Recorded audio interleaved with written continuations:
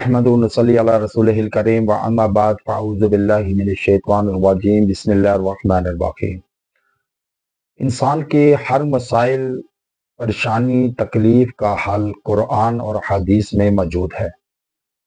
اگر انسان اپنا ہر کام قرآن اور حدیث سنت کے مطابق کرے، حضور اکرم صلی اللہ علیہ وسلم کی سنت مبارکہ کے دائرے میں رہ کر احسن طریقے سے سر انجام دے، تو انسان ان پریشانیوں تکلیفوں سے بچ سکتا ہے کہ جس کی زد میں آ کے انسان ساری زندگی تکلیف اور اذیت و کرب میں گزارتا ہے اپنے وقت۔ اب انسان کیونکہ قرآن اور حدیث سے دور ہے، چھوڑ دیا ہے، اور قرآن ترجمے کے ساتھ نہیں پڑھتے، حدیث مبارکہ نہیں پڑھتے، مطالعہ نہیں کرتے، مطالعہ جنہوں نے چھوڑ دیا وہ علم کے گھاٹے میں چل رہے ہیں۔ اب دین کا علم اتنا فرض ہے ہر مسلمان مرد، عورت، بوڑھے، جوان پر کہ وہ حاصل کر کے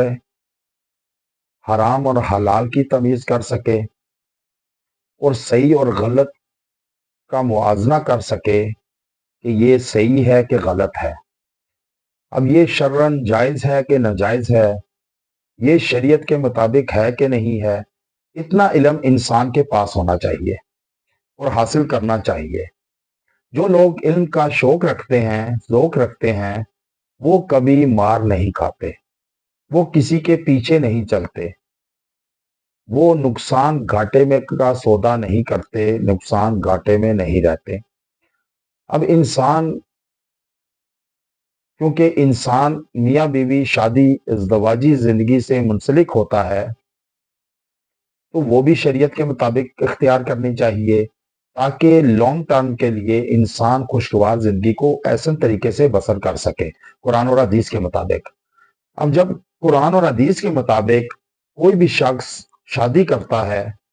اور شادی کر کے زندگی بھی رسول اللہ کی سنت مبارکہ کے مطابق گزارتا ہے، قرآن اور حدیث کے مطابق گزارتا ہے، تو پھر انسان کی ازدواجی زندگی خوشگوار رہتی ہے، وہ تناؤ کا شکار نہیں رہتی، لڑائی جھگڑے فساد برپا نہیں ہوتے۔ اور جب شادی کے بعد انسان کی اولاد ہوتی ہے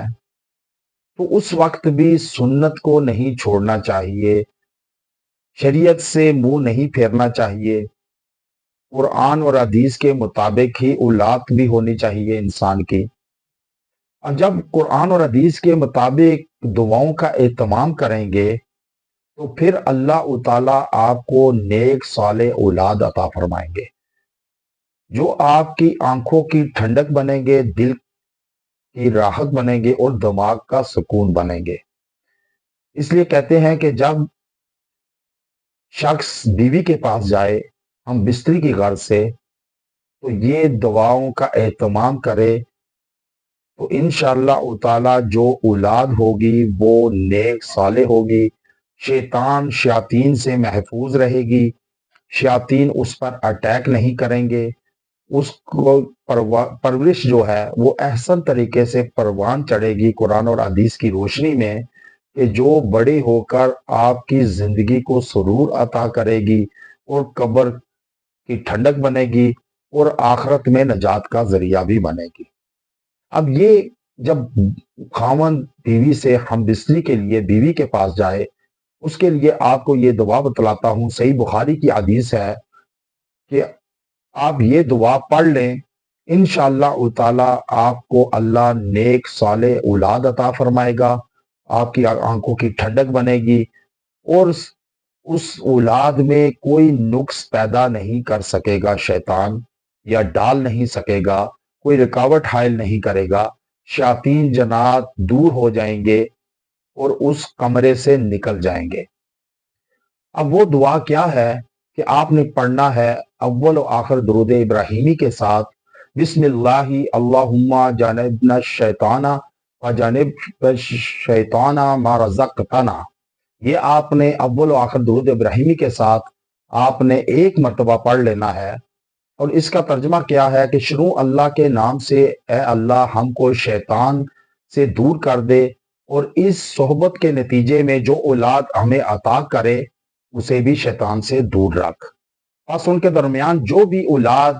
مقدر ہوئی اسے شیطان نقصان نہیں پہنچا سکے گا،